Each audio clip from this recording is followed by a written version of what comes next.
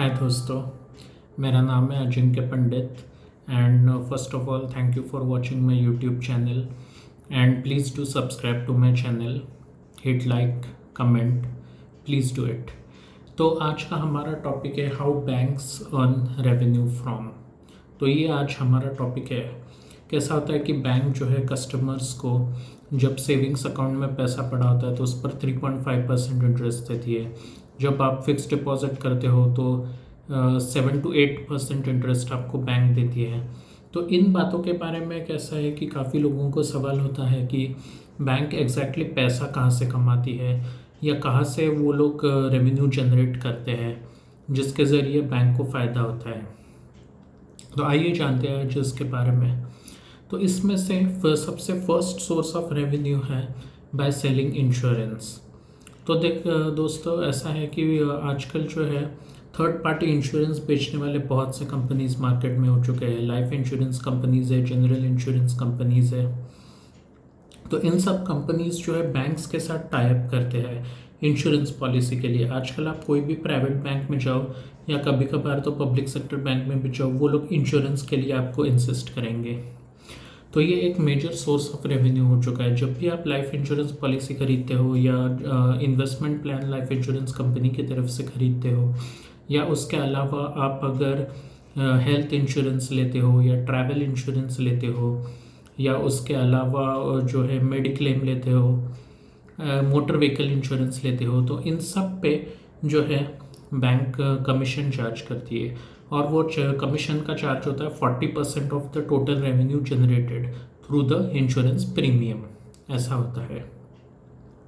उसके अलावा तो ये एक मेजर सोर्स ऑफ रेवेन्यू है बैंक के लिए कि इंश्योरेंस पॉलिसी बेचो, जो कि उनके सेल्स वाले लोग होते हैं जो कि इंश्योरेंस पॉलिसी बेचते हैं, या उसके अलावा बैंकर्स भी होते हैं, वो लोग भी इंश्योरेंस पॉलिसी बेचते हैं और उस पर कमीशन चार्ज किया जाता है। दूसरा है by disbursement of credit cards. तो दोस्तों, ऐसा है कि क्रेडिट कार्ड जो जब आपको बैंक इशू करती है तो उस पर एक होता है MDR चार्जेस, जिसका मतलब होता है मर्चेंट डिडक्शन रेट। तो ये होता है 2%। तो जब भी आप कोई ऑनलाइन ट्रांजैक्शन करते हो या उसके अलावा जो है अगर ऑफलाइन मर्चेंट पे की जगह पे आप कार्ड अगर स्वाइप करते हो तो उस पर बैंक 2% कमीशन चार्ज करती है। तो उसके ज़रिए उन्हें huge amount of revenue as an MDR charges करके मिलता है, जिसका मतलब है मर्चेंट डिडक्शन रेट। उसके अलावा होता है बाय डिस्बर्समेंट ऑफ लोन्स। तो ये सबसे कॉमन सी बात होती है जो लोगों को पता होती है कि बैंक जो है लोन्स डिस्पर्स करती है, जैसे कि कार लोन है, होम लोन है, एजुकेशनल लोन है, बिजनेस के लिए स्मॉल मीडियम एंटरप्राइज लोन है, या बड़े कंपनीज जो होते हैं उनके लिए कॉरपोरेट लोन्स हैं। तो ऐसे कई तरीके के लोन्स होते हैं जो कि बैंक इशू करती है कस्टमर्स को। और B2B क्लाइंट्स भी होते हैं जिस पर कमीशन चार्ज किया जाता है, जो कि क्यूमुलेटिव बेसिस पे जो है कस्टमर को चार्ज लिया जाता है और वो विथ इंटरेस्ट पैसा वसूल किया जाता है। उसके अलावा है by charging commission on mutual funds. तो जब भी आप अगर बैंक के तरफ से अगर म्यूचुअल फंड्स का फॉर्म फिलअप करके या ऑनलाइन ट्रांजैक्शन करके आप अगर म्यूचुअल फंड्स में इन्वेस्ट करते हो तो उस पर जो है बैंक कमीशन चार्ज करती है उन पर्टिकुलर म्यूचुअल फंड कंपनीज़ को, बिकॉज बैंक ने उन्हें बिजनेस में ला के दिया होता है, उसके लिए कमीशन चार्ज किए जाते हैं। उसके अलावा है by investing in government securities and bonds. तो ये एक ऐसा कंसेप्ट होता है कि जब भी आप फिक्स डिपॉजिट करते हो तो फिक्स डिपॉजिट की अमाउंट जो है वो बैंक जो है गवर्नमेंट सिक्योरिटीज़ एंड बॉन्ड्स में इन्वेस्ट करती है।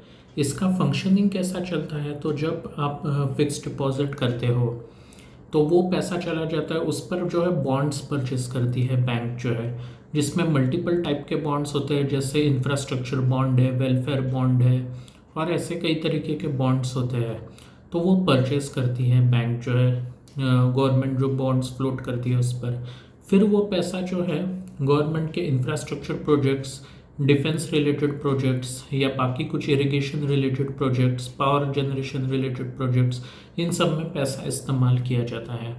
और जब वो पैसा इस्तेमाल किया जाता है तो जो taxes, direct and indirect taxes जो गवर्नमेंट कलेक्ट करती है, जैसे कि एक्साइज ड्यूटी है, कस्टम्स ड्यूटी है, जीएसटी है, या उसके अलावा इनकम टैक्स है, ये सब टाइप के टैक्सेस से जो है बैंक जो है विथ इंटरेस्ट वो पैसा जो है रिटर्न करती है बैंक को। गवर्नमेंट जो है बैंक्स को रिटर्न करती है, बैंक्स उसमें से पार्ट ऑफ द कमीशन अपने पास रखते हैं, बचा हुआ कमीशन जो है वो कस्टमर्स के बैंक खाते में क्रेडिट कर देते हैं। ये एक तरीका होता है। फिर आता है charging rentals on lockers and DD commission, यानी कि डिमांड ड्राफ्ट। तो इसमें कैसा होता है कि आप अपने वैल्यूएबल चीज़ें जो है, जैसे कि गोल्ड है, डायमंड्स है, या कुछ मतलब ज्वेलरी है, या इवन आप कैश भी रख सकते हो। अगर आपके पास, आपको अगर घर में सुरक्षित नहीं लगता है कि ज़्यादा बड़ी अमाउंट की कैश नहीं रखनी चाहिए, तो आप बैंक के लॉकर्स में भी रख सकते हो। तो ऐसे केस में बैंक जो है रेंटल चार्ज करती है कस्टमर्स को।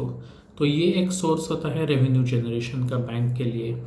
उसके अलावा एक है कि डीडी पे कमीशन। अब जैसे स्कूल्स है, कॉलेजेस है, वो भी आजकल हाईटेक हो चुके हैं, जो कि ऑनलाइन पेमेंट्स वेबसाइट के ज़रिए वगैरह एक्सेप्ट करने लग चुके हैं।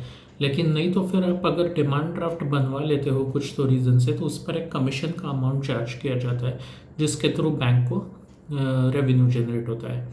और सबसे आखिरी का पॉइंट है commission for the bank ATM.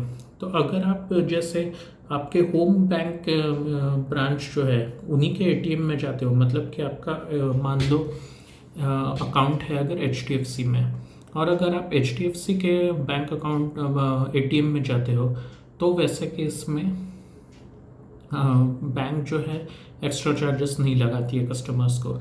लेकिन अगर आप दूसरे किसी बैंक में जाते हो, जैसे कि आपका बैंक अकाउंट है एचडीएफसी में और आप आईसीआईसीआई बैंक के एटीएम में जाते हो, तो एचडीएफसी की बैंक जो है यूजुअली 20 रुपीज़ कमीशन चार्ज करती है। मतलब आईसीआईसीआई बैंक जो है एचडीएफसी को कमीशन चार्ज करती है कि आपने जो है अदर बैंक का ट्रांजैक्शन किए हो, उसके बदले में आपको कमीशन चार्ज किया जाता है। अब उसमें यूजुअली बैंक का ऐसा रूल है कि अदर बैंक्स के लिए 3 ट्रांजैक्शंस फ्री रखे होते हैं पर मंथ। उससे ज़्यादा ट्रांजैक्शंस करते हो तो आपको 20 रुपीज़ प्लस जीएसटी जो है कस्टमर को खुद पे करना होता है। लेकिन जिन बैंक्स के एटीएम्स कम होते हैं, वो लोग अक्सर जो है अदर बैंक के एटीएम्स पर रिलाई करते हैं, जिसके थ्रू जो है उन्हें कमीशन पे करना पड़ता है अदर बैंक्स को उस पर्टिकुलर सर्विस के लिए, कैश विड्रॉवल्स के लिए। तो अब दोस्तों आज के लिए बस इतना ही। तो ये सब सोर्सेस हुए कि जिसके ज़रिए बैंक जो है रेवेन्यू जनरेट करती है।